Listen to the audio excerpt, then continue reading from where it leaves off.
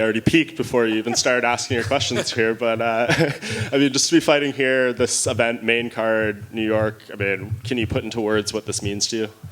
Oh, yeah. So last year, all Apex fights, I fought there 5 times already.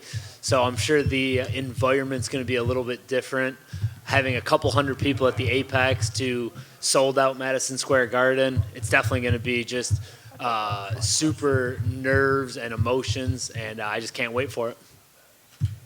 Yeah, I mean, obviously Shane's known for his bangers in there, and I mean, I'm sure you want to have another one of those, especially in front of this crowd and everything. When you look at him, I mean, especially coming off a tough loss, his last one, do you expect him to maybe adjust what he tries to do in there, or are you thinking, despite that loss in a high-profile fight, he brings the same approach? Yeah, I think he's going to bring the same approach. I think that he just has one style that's very fan friendly. He likes to bang. He doesn't mind getting hit. He likes to come forward. So I'm expecting all of it. I'm expecting a 3-round war. He's coming off a couple losses, but he looked great in both those fights. You know, those last 2 fights that he had. So I'm expecting the best Shane Burgos, and I'm preparing myself for the best Shane Burgos that has ever fought before. And I know you mentioned when you did an interview with MMA Junkie Radio, you said you want to leave this event a household name and everything. Is that more because of the matchup or just this card and everything? Like, there's going to be so many eyes on it. That's the way you ultimately end up getting that status.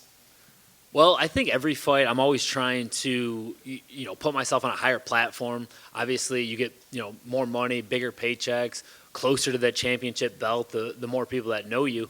But I think there was a reason why they bumped us up to the main card. I think the bosses and I think the fans are kind of know what to expect when you see a Shane Burgos fight. I'm kind of getting that reputation too. If it's a Billy Q fight, it's going to be a banger. I've had some pretty good fights so far in the UFC. And I just want to keep adding to that, and this is the biggest platform that I've been on so far.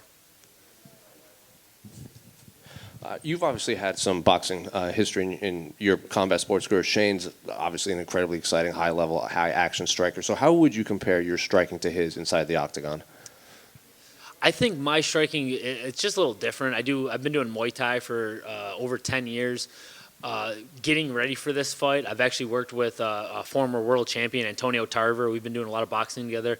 Luckily, he was coaching people right down the street from my house, literally like 10 minutes away.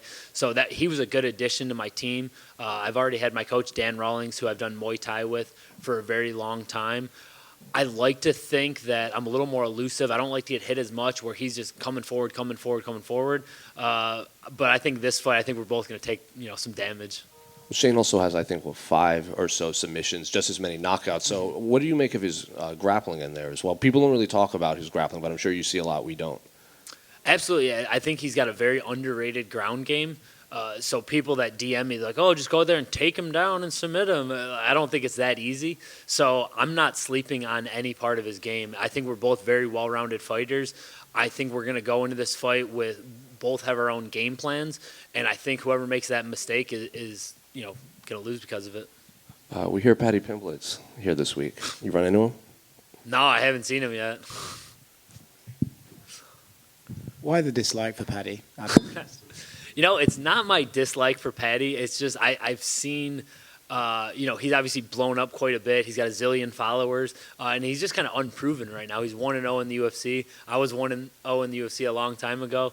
I'm happy for Paddy. I don't want to come up here and sound like a hater because he didn't do anything wrong. He's got that that charismatic character which a lot of people follow and like. So I don't hate on Paddy, but it's almost like a little bit of jealousy that he came in, got one fight, and he's already blown up like that. Have you considered growing the hair, seeing how things change? You know what? It's the hair and it's the accent. I think there's you have like the McGregor, the Darren Till. I think Americans love people that kind of sound a little bit different than us, and they're attracted to that. And I think he has like that perfect. He's got the goofy haircut. He doesn't necessarily look like a fighter, and he's pretty funny with some of the things that he says. So I'll give him credit. I'm definitely not a hater. He can go collect his money. I'm just focused on myself, and I got a tough opponent in front of me, so I can't be worried about what he's doing. Hey, Billy, right here. Just wondering, you had talked about after your last one, I want that MSG card. Can you just walk me through, getting the phone call where they tell you, Billy, it's happening, MSG, you're on it? You got it. Yeah, my manager called me, and it was kind of like rumored, like, hopefully you get it. And then I didn't know who I was going to be fighting. And just talking to him and them kind of talking about the featherweight division and being 4-1 in the UFC, I think they thought that it was finally time for me to get that top 15 opponent. I think I literally just dropped to my knees and thank God that this is where I'm at in my career, fighting on the main card at Madison Square Garden. It's stuff that I've dreamed about my whole career, and we're finally here, and I'm prepared to make the most of it. Thank you. On the right over here. To your right. Oh, sorry, bud. So the hometown, Ransomville, is on the other side of the state, but are you getting some hometown folks coming? You got people coming to the fights a lot? Yeah, most of my really close friends that I grew up with in Ransomville and Lewiston, Buffalo, are coming out. I actually had a lot of people where they were like, "Oh man, I want to come, but tickets are so expensive," or they didn't want to get the vaccine, or whatever the case may be. We do got a bunch of people here, but I also have a ton of people obviously watching it on pay-per-view from home.